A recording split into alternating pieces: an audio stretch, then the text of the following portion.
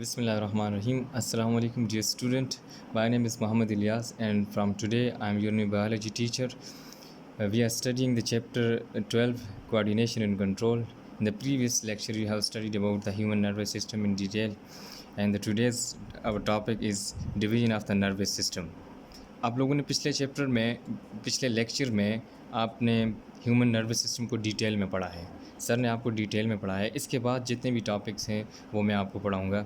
आज जो हमारा टॉपिक है वो है division of the nervous system, कि नर्वस सिस्टम की जो डिवीजन है वो किस तरह की जाती है और उसके कंपोनेंट्स कौन से हैं दो।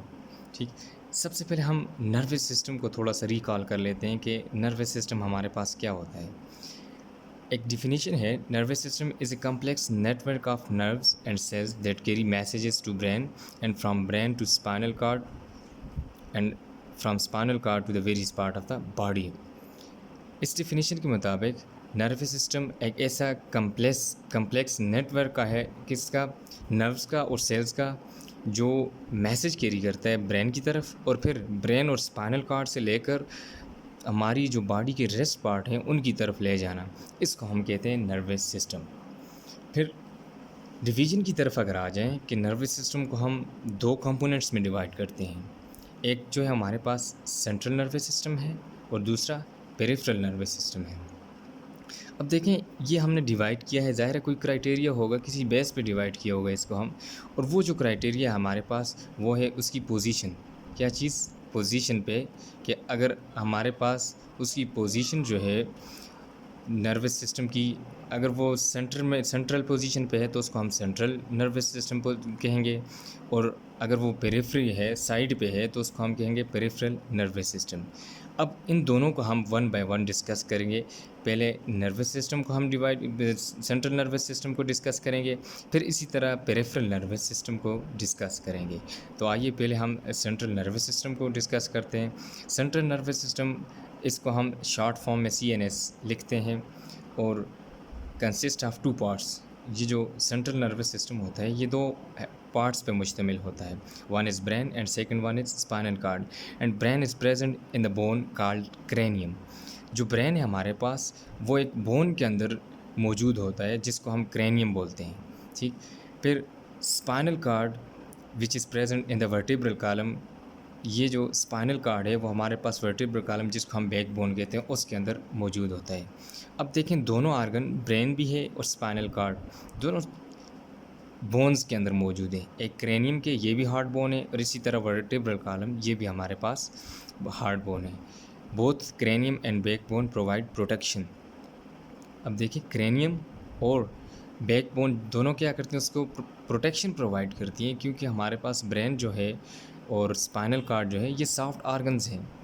अगर इनको प्रोटेक्शन प्रोवाइड नहीं की गई तो ये क्या हो जाएंगे, इंजर्ड हो जाएंगे, इनको कोई मतलब इंजरी आ जाएगी, फिर ये अपना काम सही तरह से नहीं कर सकेंगे। इनकी प्रोटेक्शन के लिए अल्लाह ताला ने ये निज़ाम ऐसे काम किया। देखें, इसको भी क्रेनियम के अंदर रखा है और वर्टिब्रल कॉलम को भी इसके अंदर, स्पाइनल कार्ड को वर्टिब्रल कॉलम के अंदर रखा है। अब देखें, जो चीज़ दो कंपोनेंट्स मैंने आपको बताई, एक डायग्राम मैंने बनाई है। ये जो अपर पार्ट है हमारे पास ये वाला, इसको हम बोलते हैं ब्रेन, और इससे नीचे ये जो डाउनवर्ड जा रहा है इसको हम कहते हैं स्पाइनल कार्ड। ठीक, अब इसको सबसे पहले हम ब्रेन को डिस्कस करेंगे कि ब्रेन क्या होता है, फिर उसके पार्ट्स हैं डिफरेंट, फिर इसी तरह स्पाइनल कार्ड को भी हम डिस्कस करेंगे।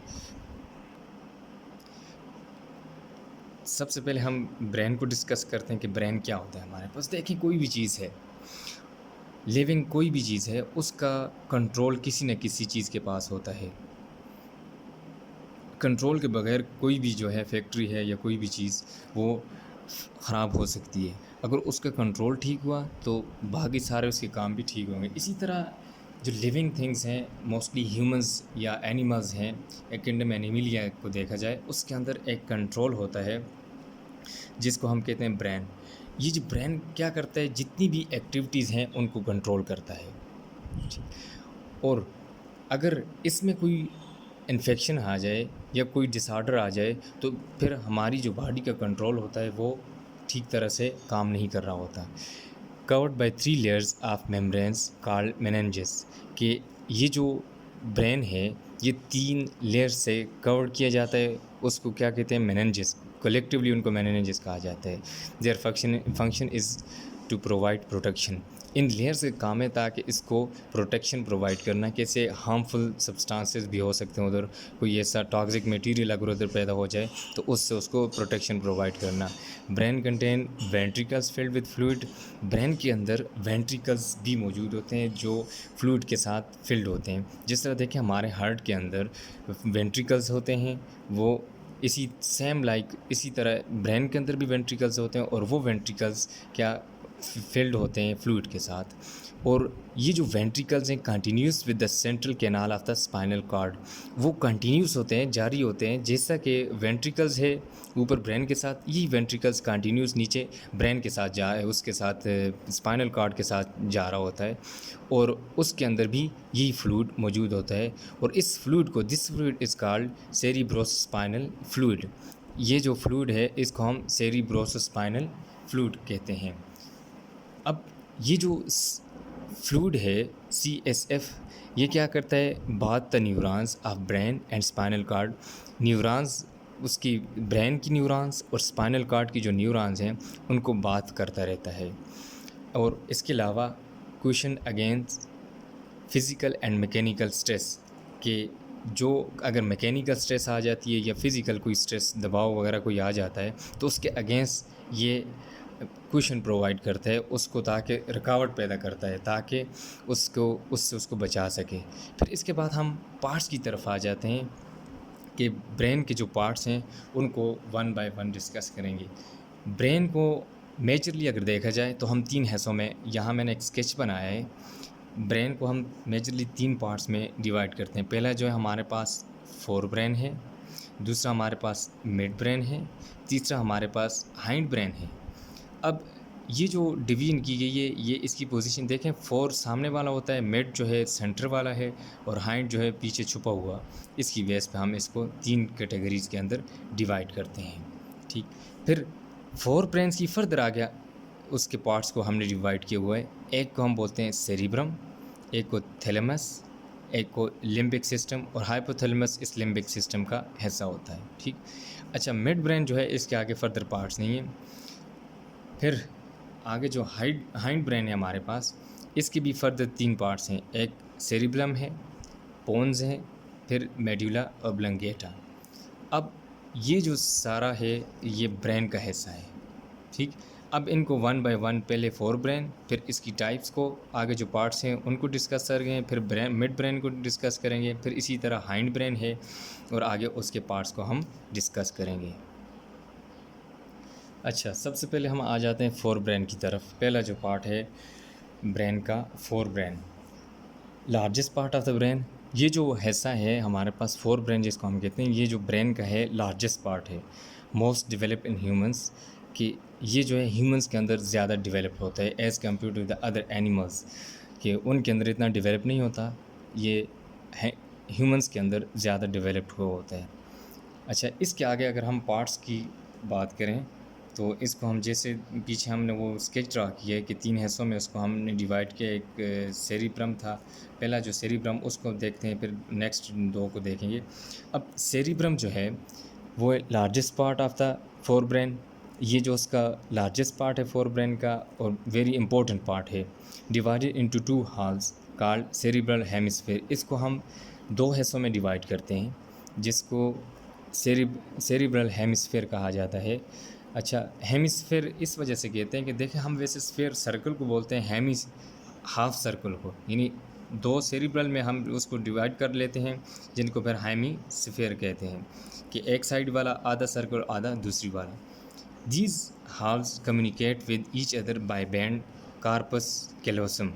ये जो दोनों हमारे पास हेमिस्फीयर, सेरिब्रल हेमिस्फीयर हैं, ये दोनों एक दूसरे के साथ कम्युनिकेट किस वजह से करते हैं, एक बैंड होता है हमारे पास जिसको हम क्या कहते हैं, कार्पस कैलोसम कहते हैं।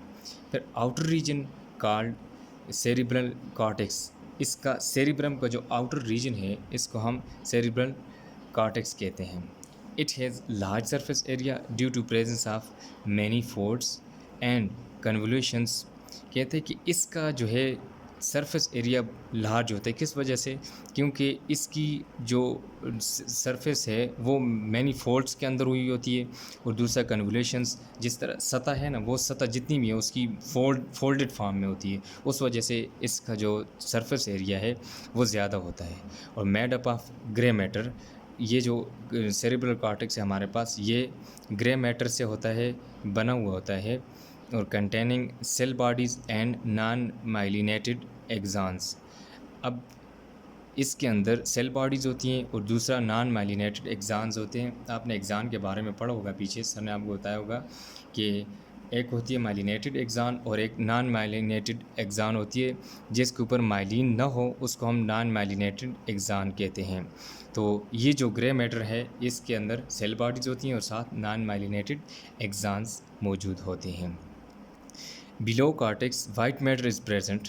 अब वो सेरिब्रम का जो पहला हमने पार्ट डिस्कस किया, सेरिब्रल कॉर्टेक्स, उसके नीचे एक वाइट मैटर होता है।